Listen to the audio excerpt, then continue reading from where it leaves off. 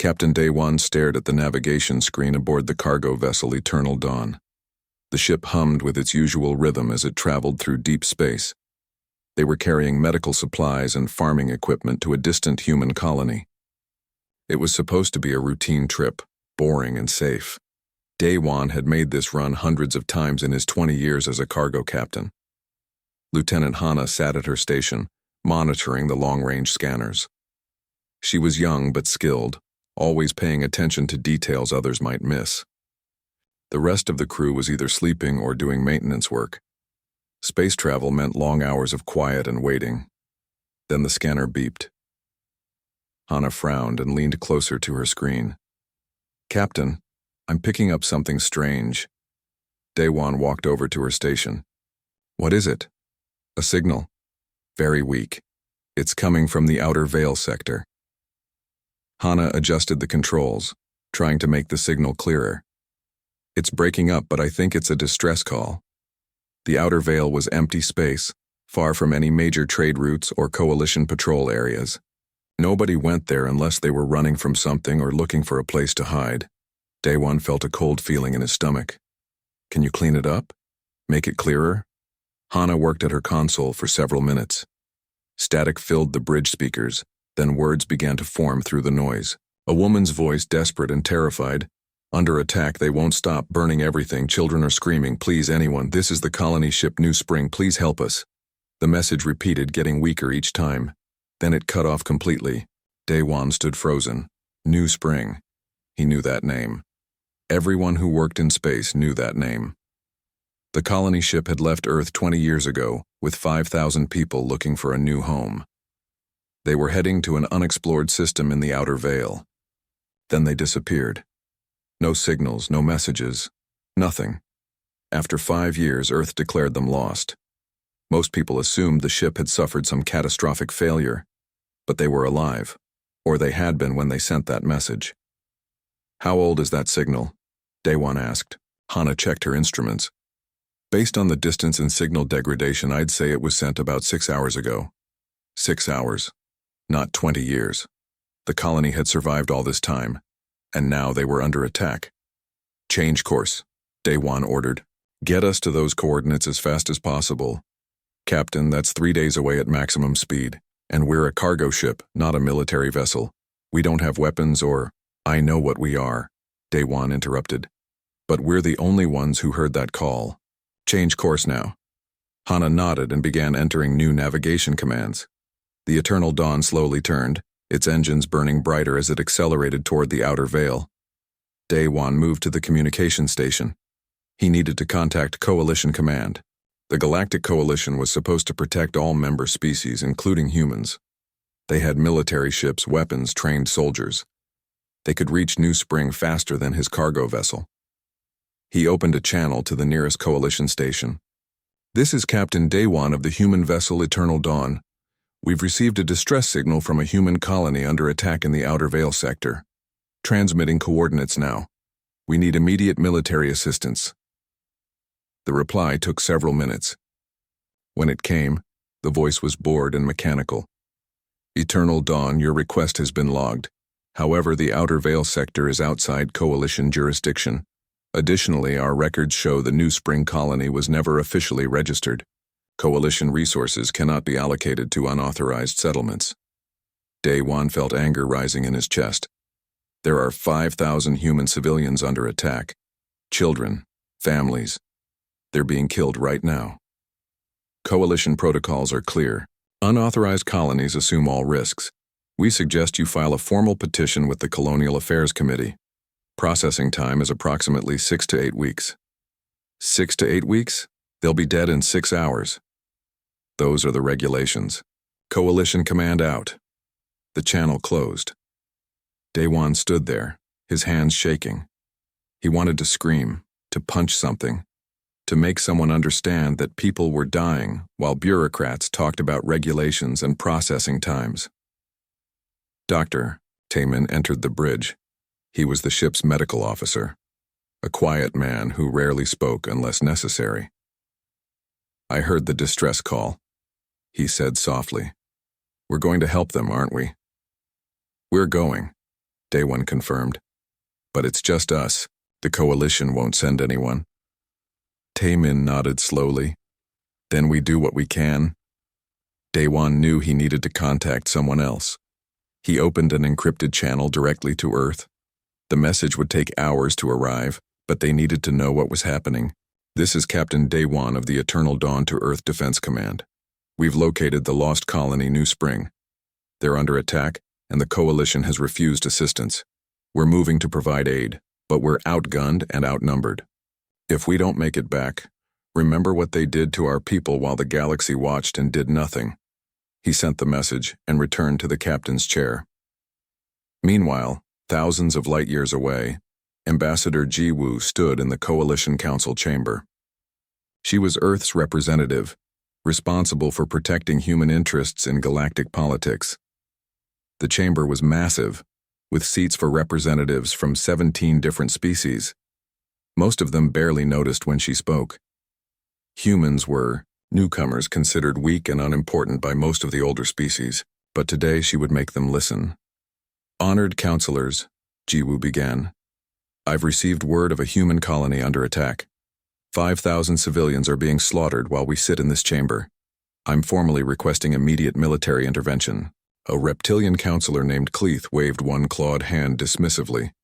The colony was unauthorized. They accepted the risks when they ventured into unregulated space. They're being murdered, Ji-woo's voice rose. Doesn't that matter to you? An insect-like counselor clicked its mandibles. Many species face dangers in frontier regions. The coalition cannot protect everyone everywhere. Resources are limited.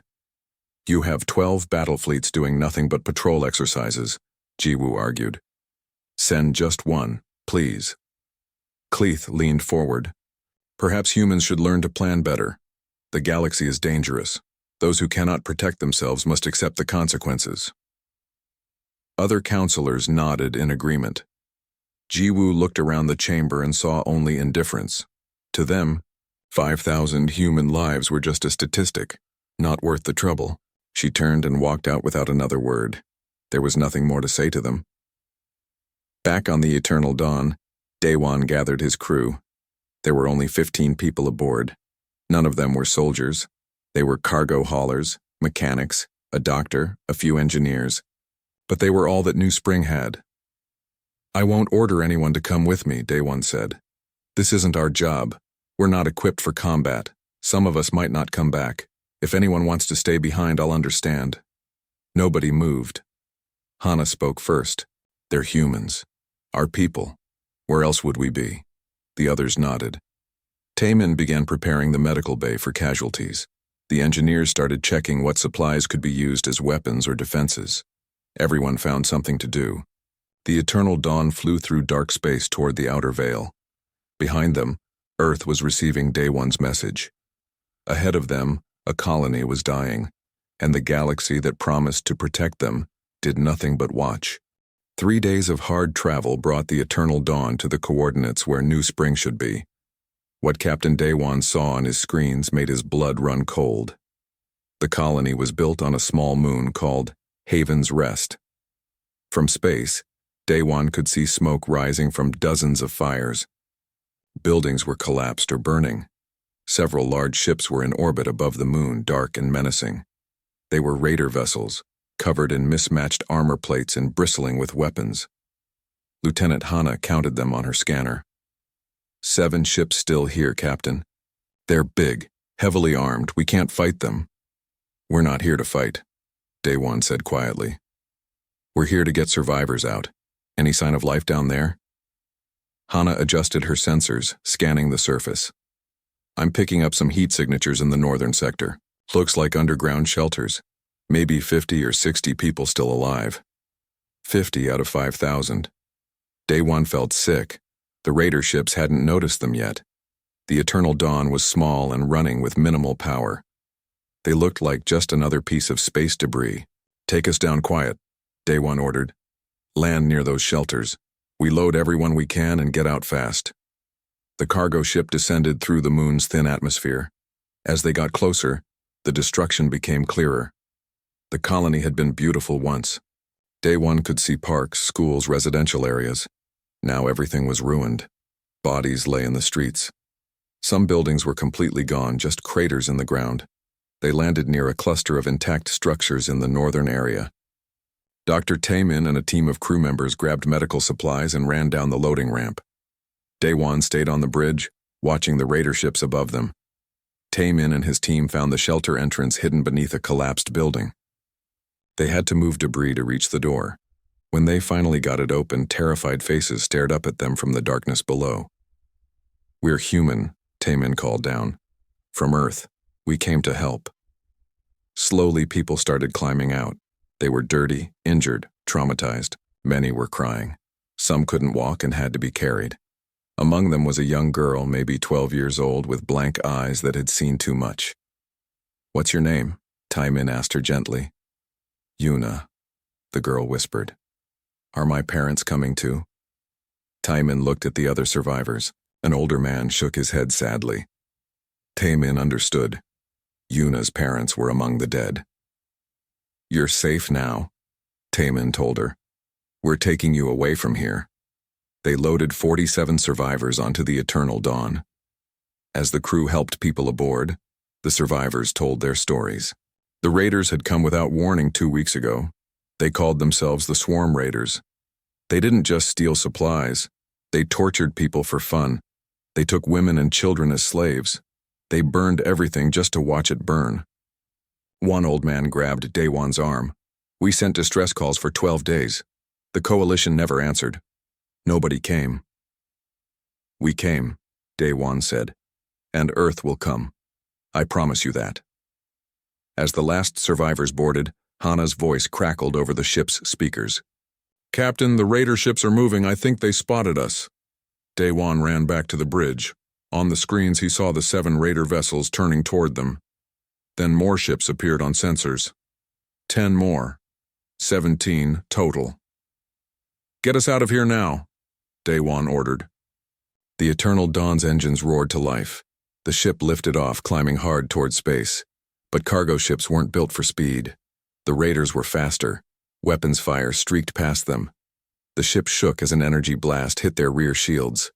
Warning alarms screamed. They wouldn't make it. Then Hana gasped. "Captain, new contacts. 30 ships just appeared at the system edge." Daewon looked at his screen. 30 warships had dropped out of faster-than-light travel. They were human ships, Earth Defense Force vessels. At their head was a massive battlecruiser. A transmission came through. "Eternal Dawn, this is Commander Hyunwoo of the 3rd Rapid Response Fleet. We received your message. Nobody touches our people. Not today, not ever." The human fleet swept toward the raiders like an avenging storm. The raiders tried to run, but they were too slow. Human ships moved with perfect coordination, surrounding the raiders, cutting off escape routes. Daewon had never seen Earth's military in real combat before. It was terrifying and beautiful. The human warships didn't hesitate. They didn't issue warnings or demand surrender. They simply attacked with overwhelming force. Missiles and energy weapons tore through raider shields. Human fighters swarmed around the larger raider vessels like angry insects. Within minutes, 3 raider ships were destroyed. The others tried to fight back, but they were outmatched. Commander Hyunwoo's battlecruiser closed with the largest raider vessel. Instead of destroying it from range, Hyunwoo did something unexpected. He rammed it. The battlecruiser's reinforced bow smashed through the raider's hull. Then boarding pods launched, carrying human marines directly into the enemy ship. On the Eternal Dawn's bridge, Daewon watched in awe. The human soldiers moved through the raider ship like ghosts, fast and deadly. Within 30 minutes, they had captured the bridge. Hyunwoo's voice came over an open channel that every ship in the system could hear. "This is Commander Hyunwoo. I'm standing on the bridge of your flagship. Your leader is dead. You attacked human civilians. You killed our children. There is no mercy for that. No forgiveness."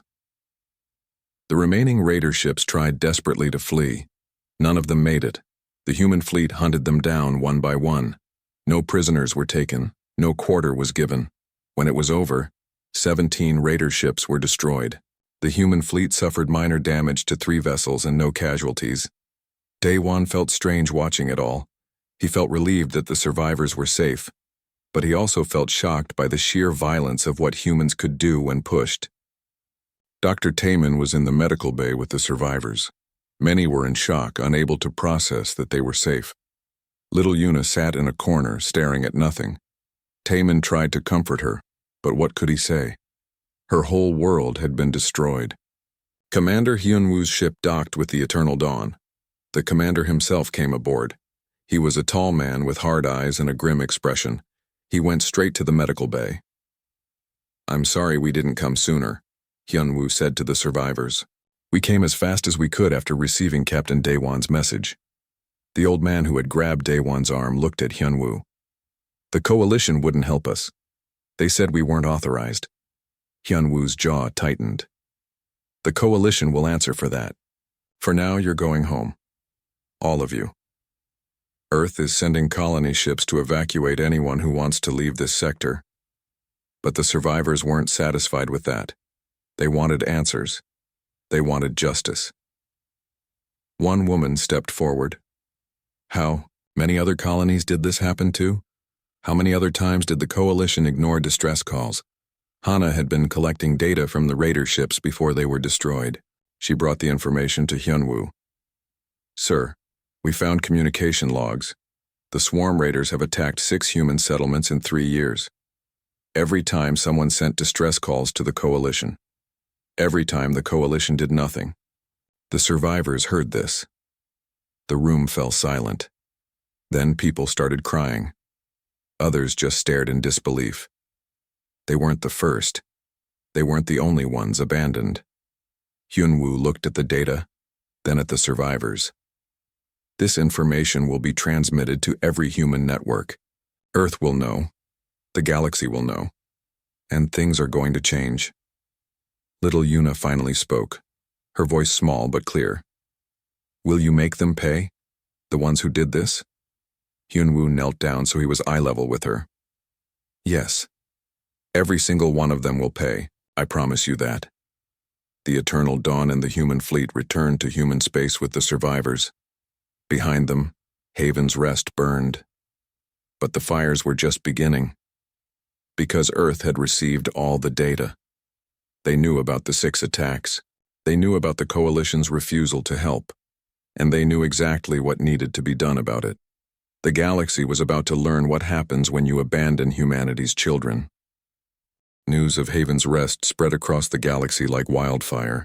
Images of the destroyed colony appeared on every major news network. Recordings of the distress calls played over and over. The 47 survivors gave interviews, describing what happened while the coalition did nothing. The galaxy's reaction surprised no one. Most alien species expressed sympathy, but criticized humanity's military response. They said it was too violent, too brutal, excessive force. The Coalition Council called an emergency session to discuss humanity's aggressive tendencies. Ambassador Jiwoo stood in the council chamber again. This time, the other counselors were paying attention. Counselor Cleeth spoke first. "Ambassador, we understand your species is upset. But your military's actions at Haven's Rest were unacceptable. You destroyed 17 ships without attempting negotiation or accepting surrender." Jiwoo stared at him with cold eyes. Those ships had just slaughtered 5,000 human civilians. They were in the process of hunting down the last survivors when we arrived. "What negotiation would you suggest? Should we have asked them nicely to stop murdering children?" An insect counselor clicked nervously. "There are protocols for handling pirate activity. Your military should have contacted coalition authorities." "We did contact coalition authorities," Jiwoo said, her voice rising. 3 days before the massacre.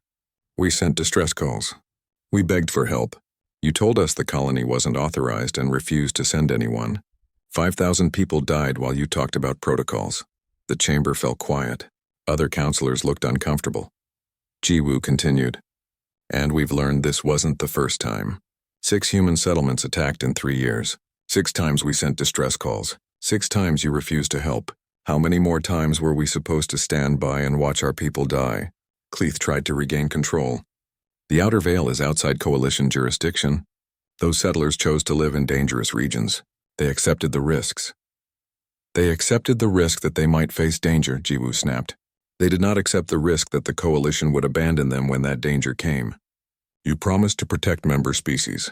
You lied. She walked to the center of the chamber. Humanity asked you to save our people. You refused. So we saved them ourselves. If that makes us barbarians in your eyes, then watch closely, because you're about to see what barbarians do when you abandon their children. Jiwoo removed her ambassador's badge and placed it on the speaker's podium. I resign. Earth will be reconsidering our membership in this organization. We'll let you know our decision after we finish dealing with the problem you refused to address. She walked out. The council chamber erupted in arguing voices behind her. On Earth, Admiral Seong-ho sat in Defense Command headquarters, reviewing intelligence reports. He was an old man, a veteran of humanity's last major war 50 years ago. He thought those days of conflict were behind him. He was wrong. The intelligence was damning. The swarm raiders weren't just one group. They were part of a vast network of pirate operations across the Outer Veil. There were dozens of raider factions, hundreds of bases, countless slave markets. They operated openly because the coalition tolerated them. The pirates kept order in the frontier regions by preying on weak settlements. The coalition saw it as a crude but effective system. Admiral Seong-ho saw it differently. He saw targets. He called together Earth's military leadership. Generals and admirals filled the conference room. Seong-ho activated a holographic display showing the entire Outer Veil sector. Gentlemen, ladies, Seong-ho began. We have identified 127 pirate bases, supply stations, and slave markets. All of them have preyed on human settlements or other defenseless colonies. The coalition has known about these operations for decades and done nothing. He pressed a button. Red markers appeared across the holographic map. This is Operation Homecoming. We are going to dismantle every single one of these criminal networks. Every base will be destroyed. Every slave will be freed. Every raider will face justice. A general raised his hand. Sir, that's a massive undertaking. We'll need to deploy nearly our entire fleet. Then we deploy our entire fleet, Seong-ho replied. These operations will begin immediately and continue until the job is done. No human settlement will ever be abandoned again. Another admiral spoke up. The coalition will object. They might see this as an act of war.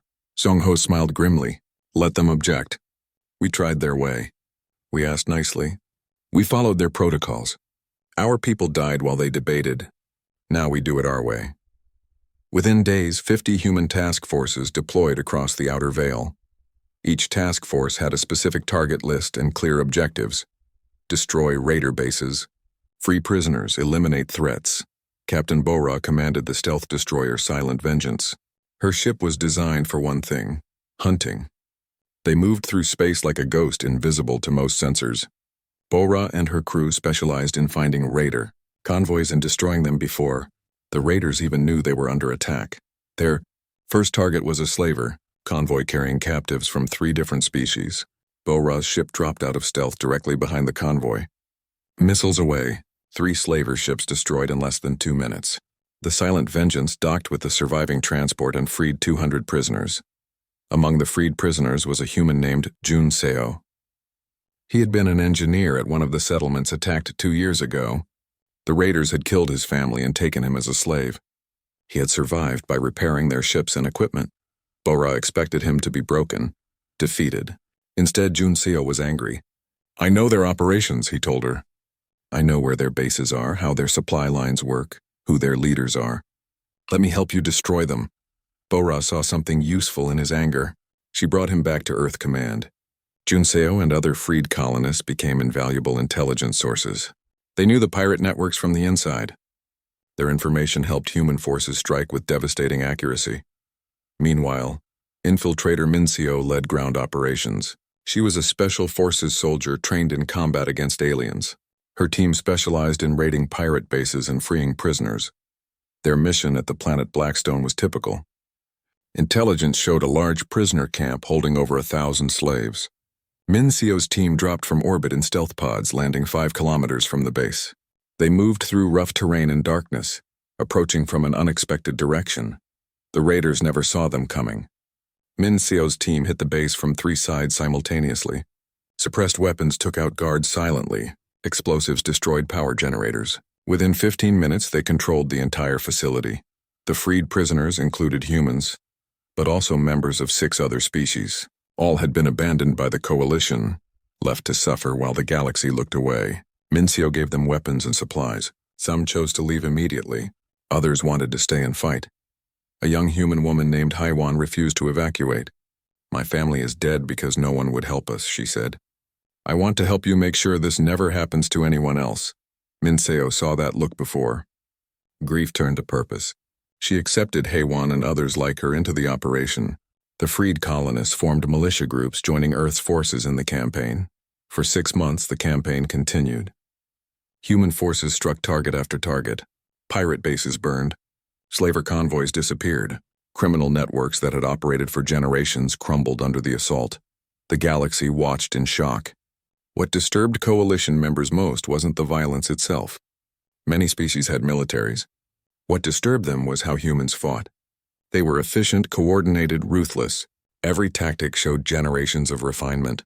Humans fought like they had been preparing for this their entire existence. Because they had been. Humans spent thousands of years fighting each other. They learned every lesson about warfare the hard way. Now they applied all that knowledge against external enemies. Pirate Queen Thesix watched her empire collapse from her heavily defended fortress. She was a cunning leader who had unified several raider factions under her control. She realized the humans wouldn't stop. They would keep coming until every raider was dead or running. She sent a message to every pirate group in the Outer Veil. "The humans will destroy us all unless we work together. Put aside old rivalries. We must unite or die." Slowly, the scattered raider factions began responding. Ships gathered at secret locations. Weapons were stockpiled. Thesix was building an armada. Back at the Coalition Council, Elder Counselor Vesh watched everything unfold with growing concern. He was an ancient being, older than most species civilizations. He had seen wars, conflicts, the rise and fall of empires. Something about humanity's campaign worried him. Vesh reviewed the original records from Haven's Rest. He watched the distress calls. He read the official Coalition responses refusing help. He looked at similar requests from 6 other human colonies, all denied. For the first time, Vesh felt shame. The humans hadn't asked for conquest. They had begged for help. They had followed proper procedures. The Coalition had failed them. He made a decision that would shock the other counselors. He traveled personally to Earth to meet with Admiral Seong Ho. Their meeting was tense. Vesh entered the Admiral's office alone, no guards or aides. "Admiral." The colony of New Sol sat on a planet in the outer frontier. 20,000 humans called it home. They were farmers, miners, teachers, families building a new life far from Earth. The colony was only 5 years old, still growing and developing, when Admiral Seong Ho sent them a warning about the incoming pirate armada.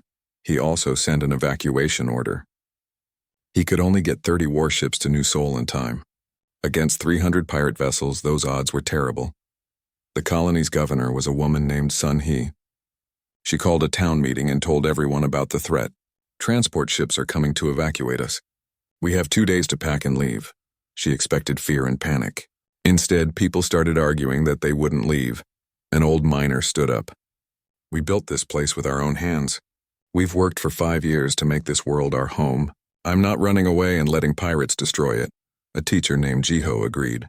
Haven's Rest was evacuated before the raiders came. It didn't save them. The raiders just hunted them down anyway. "At least here we can defend ourselves." More voices joined in. People who had come to New Sol specifically to escape Earth's crowded cities. People who had invested everything they owned in building a new life. They didn't want to run. Governor Sun Hee tried to reason with them. "We're not soldiers. We don't have military training. We can't fight a fleet of 300 warships." A young farmer named Tai Yang spoke up. "Maybe we can't win, but we can make them pay for every meter of ground. We can hold long enough for help to arrive. Isn't that what humans do?" "We don't give up." The vote was overwhelming. Out of 20,000 colonists, 18,000 chose to stay and fight. Only the very young children and their caretakers would evacuate. Everyone else would defend their home. Admiral Seong Ho received their decision with mixed feelings. He was proud of their courage but terrified for their lives. He sent every piece of military equipment he could spare: weapons, ammunition, defensive systems, medical supplies. He also sent military advisors to help organize the defense. Among those advisors was Commander Hyun-woo. He had volunteered to lead the defense personally. When he arrived at New Sol, He found civilians already digging trenches, building barricades, and turning their peaceful colony into a fortress. Hyunwoo gathered the colony's leadership. You need to understand what you're facing. These pirates are experienced fighters. They're cruel and they don't take prisoners. If they breach your defenses, they won't show mercy. Governor Sun Hee looked at him steadily. We understand. But this is our home. Where else would we go? The colonists spent 2 days preparing. Farmers learned to use military rifles. Miners used their equipment to collapse tunnel entrances and create choke points. Teachers organized medical stations and supply chains. Everyone found a role. Young Taiyang proved to be a natural leader among the civilian defenders. He organized teams of colonists to patrol the perimeter and set up improvised defenses. His group included other farmers, some mechanics, a few former Earth police officers. None of them were professional soldiers, but they were determined. The 30 Earth warships took positions in orbit around New Seoul. Captain Bo-Ra and the Silent Vengeance were among them. So was Captain Daewon and the Eternal Dawn, now equipped with basic weapon systems. Every human ship in range had come to help defend the colony. Then the pirate armada arrived. 300 ships dropped out of faster-than-light travel at the system's edge. They were a nightmare fleet, ships from a dozen different pirate factions united under Thessex's command. The ships were mismatched, poorly maintained, but there were so many of them. Pirate Queen Thessex broadcast a message to New Seoul. Humans, you have 20 minutes to surrender. Give up now and some of you might survive as slaves. Resist and every single one of you will die. Commander Hyunwoo broadcast his response. This is Commander Hyunwoo of the Earth Defense Force. We don't surrender. We don't retreat. And we never abandon our own. If you want this colony, come and take it. The pirates came. The space battle began with the pirates thinking they had an easy victory. They outnumbered the human ships 10-1. But numbers weren't everything. The human warships fought with coordination and skill the pirates couldn't match. Captain Bo-Ra's Silent Vengeance moved through the battle like a ghost. She would appear behind a pirate ship, fire a devastating volley, then disappear again before return fire could hit her. Her crew worked in perfect synchronization. They destroyed 6 pirate vessels in the first hour, but the pirates kept coming. Sheer numbers began to tell. One human destroyer took heavy damage and had to fall back.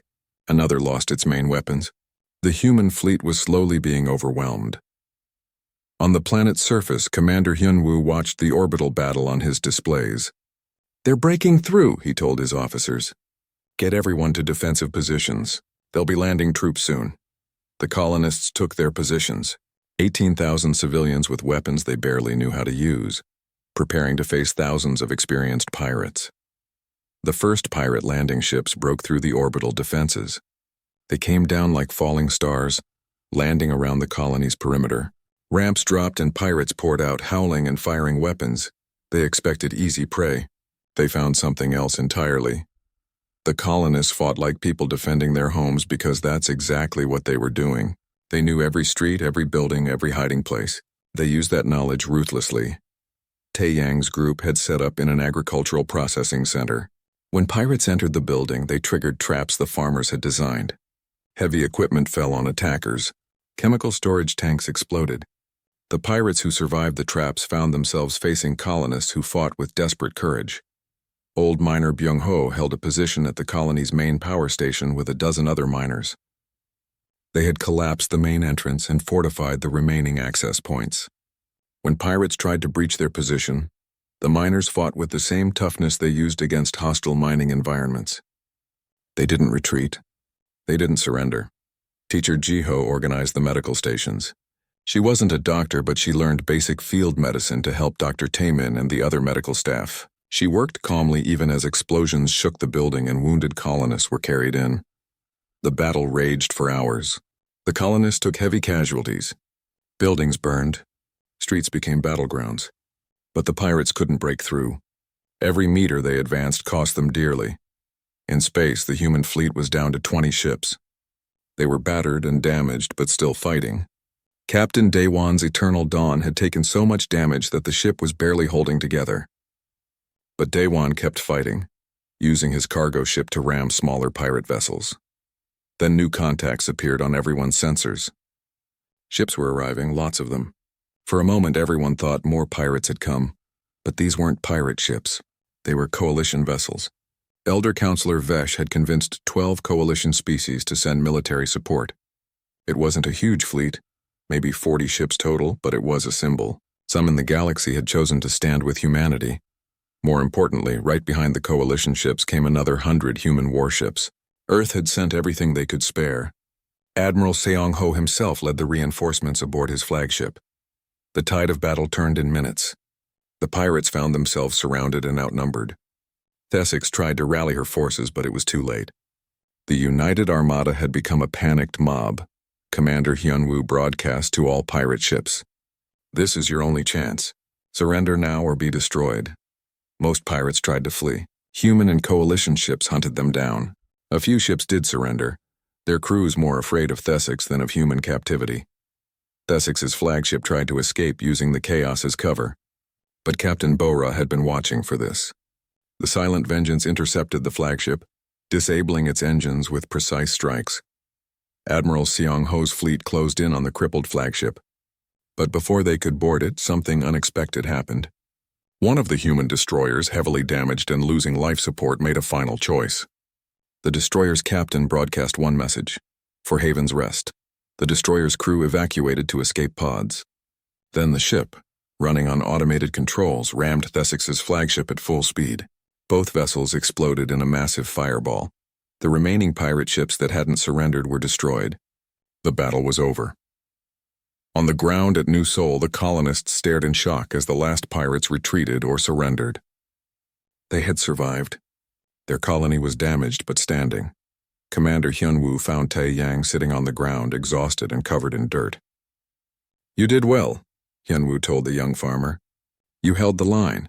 Tae Yang looked at the destroyed buildings around them. "We saved our home. That's all that mattered." The cost had been high. 3,000 colonists were dead. Many more were wounded. 8 human warships were destroyed, including the destroyer that rammed Thesix's flagship. But they had won. Elder Counselor Vesh came to the planet's surface to see the aftermath.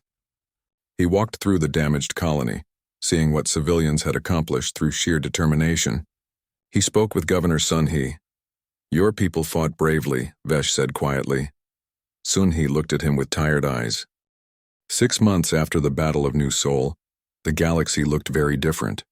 The Outer Veil, once a lawless frontier filled with pirate bases and slave markets, was now patrolled by joint human and coalition fleets. The criminal networks that had operated for generations were gone. Destroyed bases drifted in space as warnings to anyone who thought about returning to piracy. The freed slaves, thousands of them from dozens of species, were being returned to their homes. Many chose to stay in human space, not trusting their own governments to protect them. Earth welcomed them all. The Galactic Coalition had changed too. The Council passed the Haven's Rest Protocols, named after the colony where everything started. The new rules required immediate response to distress calls from any member species. They created rapid response fleets and guaranteed protection for frontier colonies. The protocols made sure what happened to humanity could never happen to anyone else. But the changes went deeper than just rules. The Council itself was different. Several counselors who had refused to help Haven's Rest quietly resigned. New representatives took their places, chosen for their willingness to act rather than just talk. Counselor Cleeth, who had dismissed humanity's pleas, tried to keep his position. He gave speeches about learning from mistakes, but when his own people learned how he had abandoned human civilians to die, they removed him from office. His political career was over. Elder Counselor Vesh remained, now working closely with human representatives to rebuild trust. He knew it would take years, maybe generations, but he was committed to the work. Ambassador Jiwoo returned to the Coalition Council, but not as the same person who had left in anger. She represented an Earth that the galaxy now took seriously. When she spoke, counselors listened. Her first speech back was simple and direct. "We learned what it means to stand alone. We learned that justice delayed is justice denied. We learned that the strong must protect the weak, or they have no right to call themselves civilized. The galaxy forgot these lessons. Humanity will make sure you never forget them again." No one argued with her. Earth had become a major power, not through conquest, but through its willingness to fight when others wouldn't. Human warships patrolled regions the Coalition had abandoned. When distress calls came from anywhere in the galaxy, Human ships responded. Always. The phrase, "a human doesn't abandon their own," became known across the galaxy. Colonies from every species requested human defense partnerships. Earth found itself protecting not just humans but any species that asked for help. Captain Daiwan retired from cargo hauling. The Eternal Dawn, barely held together after the Battle of New Sol, was repaired and turned into a memorial ship. It traveled to schools and colonies, showing people what one crew's courage had accomplished. Daiwan spent his time teaching young pilots about duty and sacrifice. Lieutenant Hana received her own command, a new ship called the First Response. Her mission was simple: patrol frontier regions and answer distress calls. She was good at her job. Dr. Taman stayed with the medical corps, training new doctors in trauma care. The things he had seen at Haven's Rest haunted him, but he turned that pain into purpose. He made sure the next generation of doctors would be ready when colonists needed them. Commander Hyunwoo became Admiral Hyunwoo. He led Earth's frontier defense forces, coordinating protection for hundreds of colonies. He never forgot the survivors he had rescued, or the colonists who had fought at New Sol. Captain Bora continued hunting pirates. There were still raiders out there, scattered and hiding. She found them one by one. The Silent Vengeance became a legend, a ghost ship that appeared without warning to destroy slavers and criminals. Pirates told stories about her to scare each other.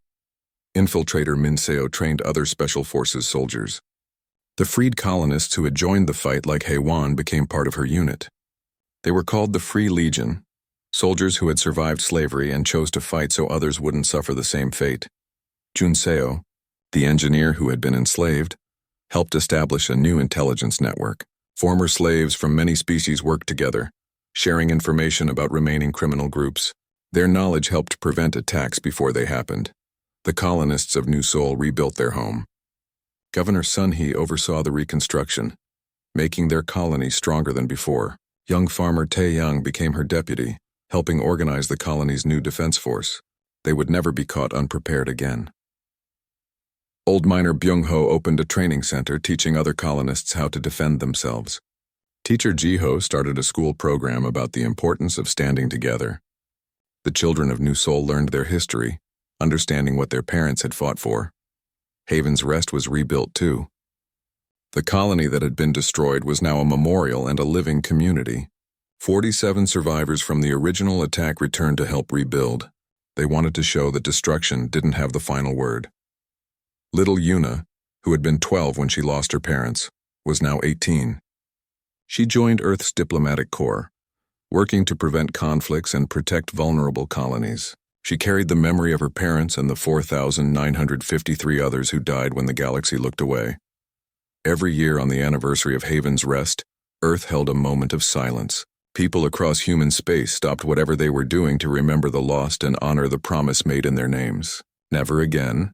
Admiral Seong-ho remained commander of Earth's military forces. He was older now, tired from years of conflict. But he never stopped working. His office wall displayed a list of every human colony, every settlement, every outpost. Next to each name was a status indicator. All of them showed green, protected, safe. One day, a new distress call came in. It wasn't from a human colony. It was from an alien settlement on the far side of the galaxy. A small farming community of insect-like beings called the Chitali. They were under attack by raiders. The Chitali weren't part of the coalition. They had no military. They had no powerful allies. They were alone and desperate. The distress call reached multiple species. Most ignored it. The Chitali were too far away, too insignificant, not worth the effort. But Admiral Seong-ho didn't hesitate. He immediately diverted the nearest human task force to their location. 5 warships changed course and pushed their engines to maximum speed. The Coalition Council noticed. Counselor Vesh contacted Seong-ho directly. Admiral, the Chitali are not part of the coalition. They're not even a formally recognized species. You have no obligation to help them. Seong-ho's response was simple. They called for help. That's all the obligation we need. The human task force reached the Chitali colony in time. They drove off the raiders and saved most of the population. The Chitali were shocked that anyone had come at all, let alone traveled so far to help them. The colony's elder asked the human commander why they had risked their lives for strangers. The commander showed him a recording of Haven's Rest, of the distress calls that were ignored. of the children who screamed while the galaxy did nothing. "We know what it's like to call for help and have no one answer," the commander said. "We swore that would never happen again. Not to us and not to anyone else if we can prevent it." The story of humanity's response to the Chitauri spread. Other small vulnerable species took notice. If humans would cross the galaxy to save strangers, maybe there was hope for everyone. More colonies, more species, more settlements requested human protection. Earth's military stretched to cover them all. It was expensive and exhausting, but no request was refused. Every distress call was answered. Some coalition species grumbled that humans were trying to build an empire. But it wasn't an empire. The protected colonies weren't conquered or controlled. They were just protected. Humans asked nothing in return except that the protected colonies help others when they could. It became a movement. Species that humanity protected started helping each other. They formed networks of mutual defense. The weak were no longer abandoned. The strong no longer ignored cries for help. The galaxy was learning the lesson humanity had taught through blood and fire. Civilization meant protecting those who couldn't protect themselves.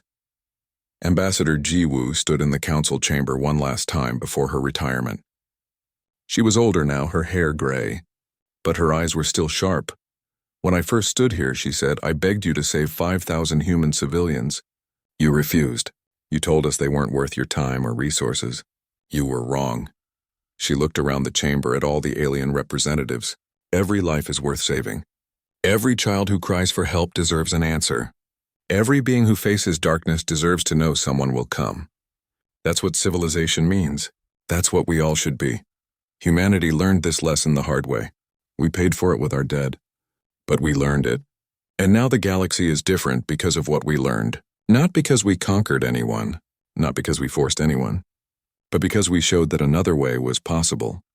The galaxy will remember Haven's Rest for 1,000 years, not because of the horror of what happened there, but because of what came after, because humanity refused to accept that horror as normal, because we said never again and meant it.